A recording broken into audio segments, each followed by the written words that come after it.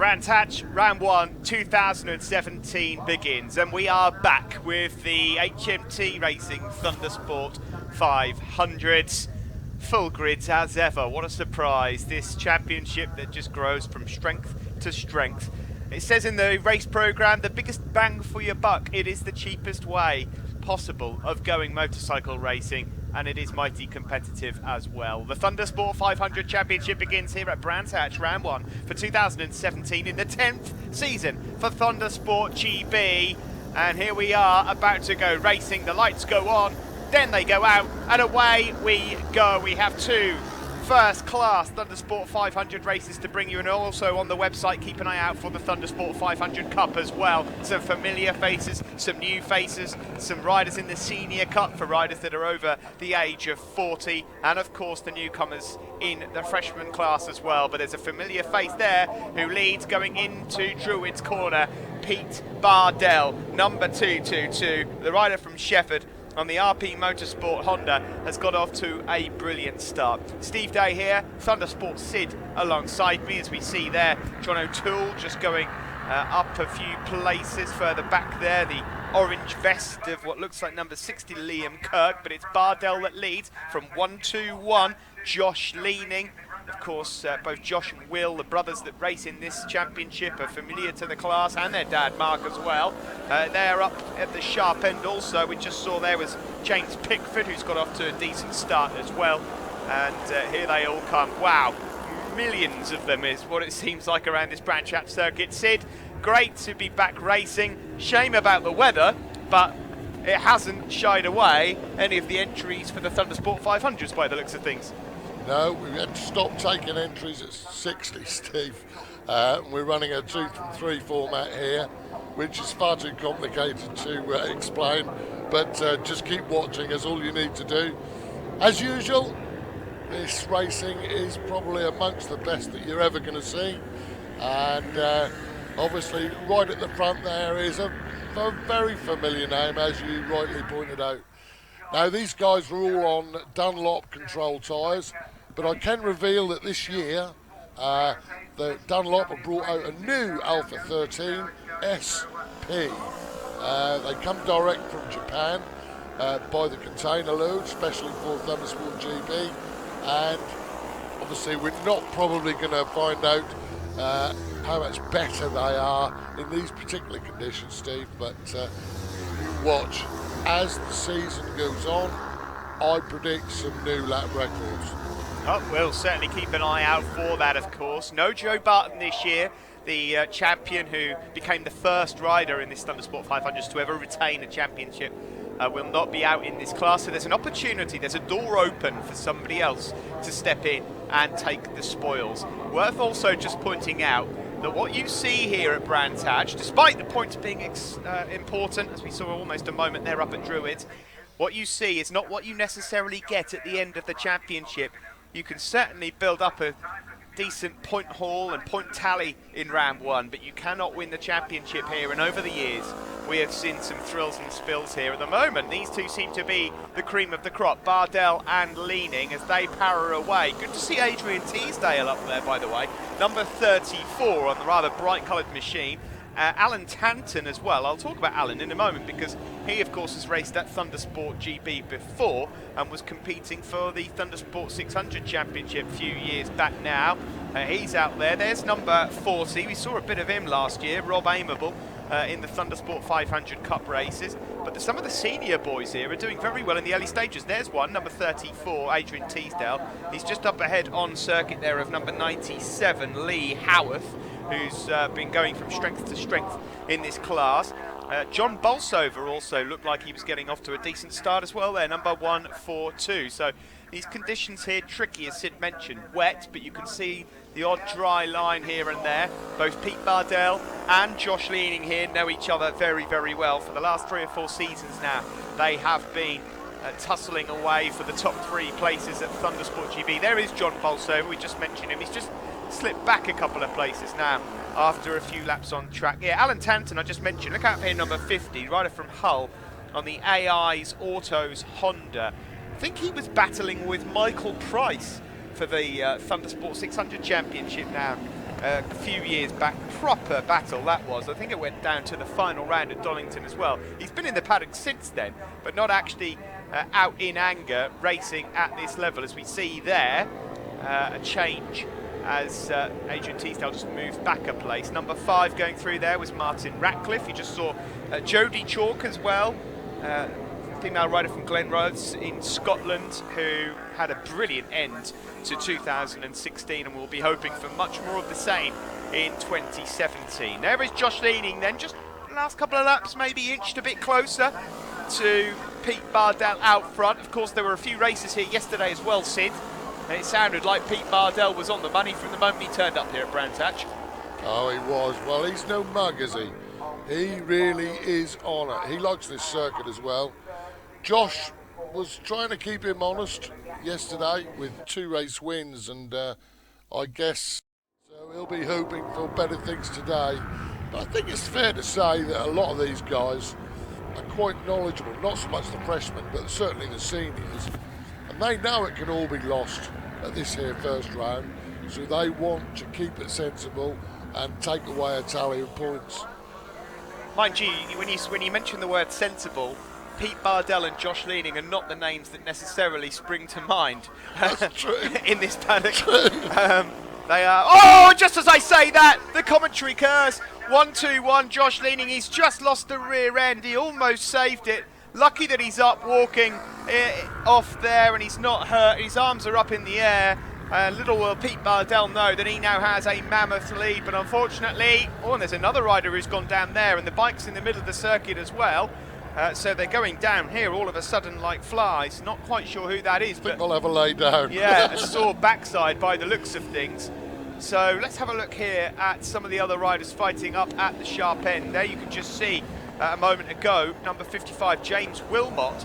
55 James Wilmot from Macclesfield, who's just gone up past Alan Tanton. This is Adrian Teasdale then, who's at the moment fighting for the podium and leading in the Senior Cup. There's number 90 further back. That's Harley Preble. We've seen Harley about in this championship a fair amount. Leading in the freshmen's further back, actually in 16th place respectively at the moment, is Daniel Swift. He's leading the freshmen's ahead of Craig Goodall. They're having a good old scrap out on circuit at this moment in time. There is number 55 then, Wilmot, just up ahead of Alan Tanton, who's got lots of experience and I'm sure is having a great time out there on a Thundersport 500. You can see another 500 parked up on the right-hand side of your screen there. So there's been a few riders that have gone down in this one. In fact, that was Ellery Crowley, who hasn't even got a lap in, so I wonder if they maybe had a problem on the start line when the race began. Here is Adrian Teasdale then, just tipping it into Druid's corner, but Pete Bardell at the moment with a rather comfortable advantage. There is number 5, Martin Ratcliffe from Gillingham, a bit further back, but here is Pete Bardell. I have to say, Sid, looks rather relaxed for a Pete Bardell riding style. When he first came into this championship, to say he's wild was an understatement, but he looks like he's out for a Sunday cruise. He might light up a Hamlet in a moment as he comes up across the line. Well, he makes it look easy, doesn't he? That's the thing with him. He does make it look easy. The boy has got talent. I mean, there's no question about that, Steve. I think that was Andy Whale who went down earlier, you know, at Graham Hill. I've got a funny feeling. I hope he's okay, but yeah, Pete Bardell at the moment, every time I look at him, his relaxed sort of style, which in fairness, in conditions like this, will prevail. It's good to be relaxed and calm. And he's always been good in the wet, hasn't he? Yeah. I mean, if you look back all of the wet races, he's been really, really good. I mean, one or two people grizzle about these Dunlop wet tyres not being grippy enough, but I mean, you know, he does very, very well with them. He looks like he's on his in lap. He looks like he's on his slow down celebration lap here, Pete Bardell, and yet he's just going past people like nobody's business. Here is the RP Motorsport rider then, Pete Bardell. I am pleased to see that he's got a relatively respectable colour scheme again here for this year as he goes past the last lap flag then, and so he's only got one more circulation here of this, the shortest circuit of the calendar that we ride on. Here we just saw there number 97 Lee Howarth in second place. Josh Leaning, he was he put in the fastest lap the lap just before he went off at Clearways. So there's no wonder he dumped it, is there? He was chasing Bardell down. Despite the fact that it's very cool here, cool conditions there as we see number 55, that's James Wilmot going up the inside of Adrian Teasdale. That, by the way, is the battle for third on this final lap. You can see the conditions here. Pete Bardell's not even racing on the dry line, and yet they're only 5 seconds off the lap record that we've seen in the dry here. Pete Bardell, unstoppable, irrepressible in the first round at Brands Hatch and in the first race here as well. The number 222 is going to see that checkered flag, and as close to a home round as he's going to get.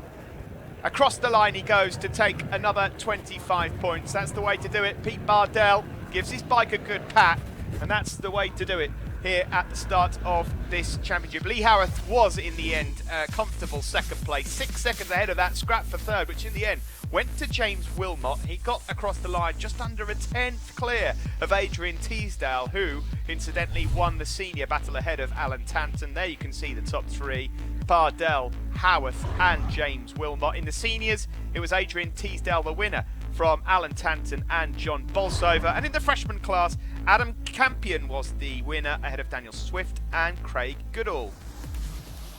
That's it then for race one. We'll show you some slow-mos here of Josh Leaning before we get out there ahead of race two.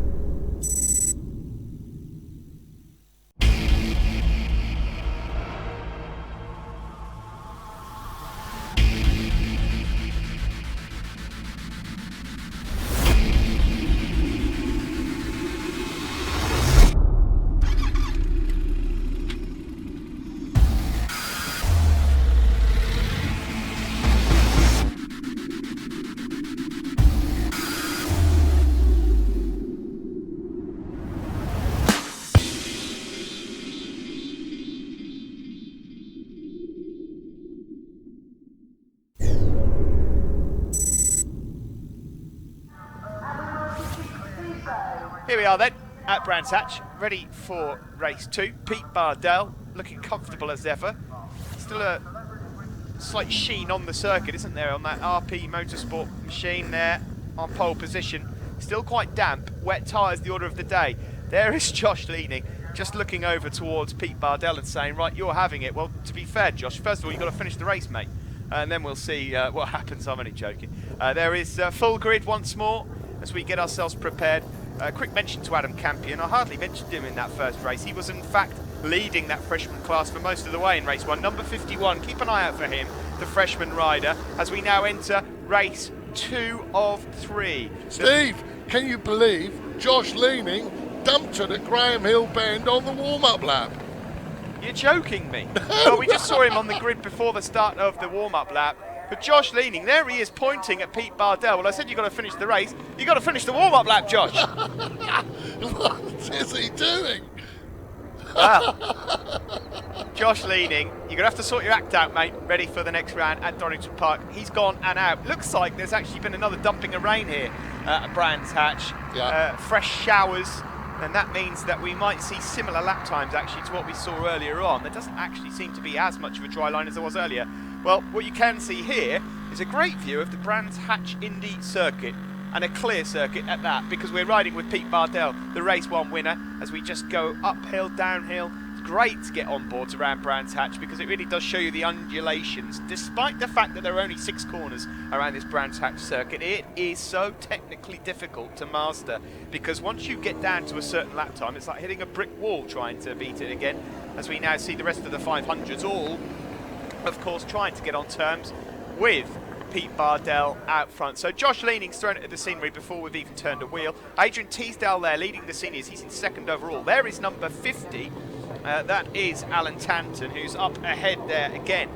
We saw of Lee Howarth, and also that looks like the Butcher, James Butcher there, number 108. Now in the inaugural season of Thundersport500, his dad John was winning races here at this very circuit. Remember that? Ahead of Jonathan Harrison. In the end, he lost out to the championship to Jonathan, whose brother Richie competes at Thundersport GB as well. But James Butcher, his son, who was wearing a rookie vest last year, is out there once more. Number 108, there he is, just up ahead of Wilmot there, number 55, who of course had a great race earlier on. Number 55 across the line we go once more. Adrian Teasdale up into the top 3, looking to go one better than he did earlier. He'll be pleased that he won the Senior Cup, and now he's got to try and chase down that top 3 overall. Once again, it's another good start for 142. John Bolsover, he's up at the sharp end as well. So we've got Bardell, Teasdale, Tanton, then Howarth, then you've got number 55, James Wilmot, and further back there you've got Rob Amable. I have to say, we'll quickly mention Rob Amable. Last year, Sid, Rob Amable, practically a novice at this level, and he was in the Thundersport500 Cup races. We know he was all right in the damp, but he's done really well here. He's well inside the top 10 overall of this first race. Yeah, he's biggest smile in the paddock almost, well, apart from Adrian Teasdale, who came across from Golden Era last year. But yeah, Rob Amable, jolly chappy and doing really well. He's really got his head down this year, and I can imagine good things coming from him, Here we go then, across the line and into turn 1. There is number 142, John Bolsover. There's Pete Bardell, who still looks like he's just having a Sunday cruise, leading this one. There's a move there from Lee Howarth. As he goes down to Graham, he'll take the mick out of Josh mincing in the grass after mincing in the gravel the first time round. Yeah, well, there you go. I think there might be a bit of Mickey taking over the next few rounds, that's to say the least. We mentioned before, as I said at the start, 10 years racing now. This is the 10th season for Thundersport GB, 9-round championship once more this year. I suppose it's rather poignant that in its 10th season we make a return to Mallory Park later in the year as well, so it's great to see that there's that circuit. Now, say what you like about Mallory Park when we go there later. It, along with Brands Hatch Indy, the 2 shorter circuits on the calendar, but you don't half get some good racing there. Not everyone loves the place, but as John Ward used to say, there's always great racing here at Mallory Park, and if you stayed to tune into the conversation long enough, you'd also find out there's always some great cheese and pickle sandwiches as well. So it'd be brilliant to return back to Mallory Park this summer when we go back there, and we'll look forward to seeing the racing head around Gerrard's Corner and the Devil's Elbow once more. At the moment, you're watching Pete Bardell in a world of his own. Serene almost. Look, double thickness knee sliders. I mean, he really looks like, as you say, he's on a Sunday up. Although I tell you what, Adrian Teasdale, I wonder if he knows how close Adrian is, because he looks to be catching him. He does. I mean, there's a gap at the moment there of a couple of seconds, but if he continues, the lap times are saying that he is definitely quicker than Bardell. I wonder if the serene, as you put it, Pete Bardell, has got a pit board to let him know of what's going on, because you're right, and Teasdale's getting rather aggressive. I think he can probably get a bit of a scent here of a victory. He knows exactly who's leading this race. There is Bardell then on his Sunday ride. Around Graham Hill we go. Now he's had a look over his shoulder, and then all of a sudden he's gone right. Throttle, twist, back, and let's now work out what's happening. Of course, it is hard in conditions like this to be the guinea pig. Pete Bardell did it brilliantly in race 1. Let's see how he fares here in race 2. Will he have another sneaky look under his shoulder when he heads uphill? That didn't sound too good. No, it doesn't sound too good. It's a rider that's gone down, and I think that's Wilmot. I think that's number 55, James Wilmot. Oh, there's a few that have gone down there. Straight on over at Surtees. That's John O'Toole, who's gone grass tracking as well. 2 riders have gone down. Oh my, they're going down like flies here. Who was it that went down a little earlier on? There's John O'Toole. He can't get going again. At the front, meanwhile, it is Pete Bardell that leads this one. He's just lapping a rider towards the tail end. Adrian Teasdale there, you saw him just go through. He's not far away. There is number 344. That is James Hale, a rookie, a freshman rider who's trying to enjoy his first weekend of racing, although these are treacherous conditions, and it's just been proven on that last lap by the rather high rate of attrition that we just saw. Bardell at the moment still leads for now.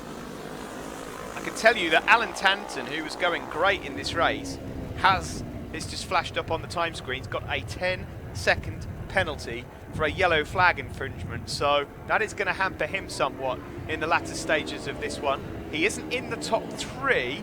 He's just there, number 50. There he is in, what, 4th, 5th place? So that'll cost him as he makes his way round. There's Elliot Humphrey, number 2. One of our regulars here at Thundersport GB. So Adrian Teasdale, who's second on circuit. There you can see him now in the same camera shot as Pete Bardell. He leads the seniors. Further back in the freshmen's, it is Stephen Shropshire that actually has the advantage. He's just inside the top 10 overall, and he's at the moment ahead of Lee Wharton and Andrew Lavers. So we're actually getting a completely different looking podium, it looks like, for the freshmen here in race 2.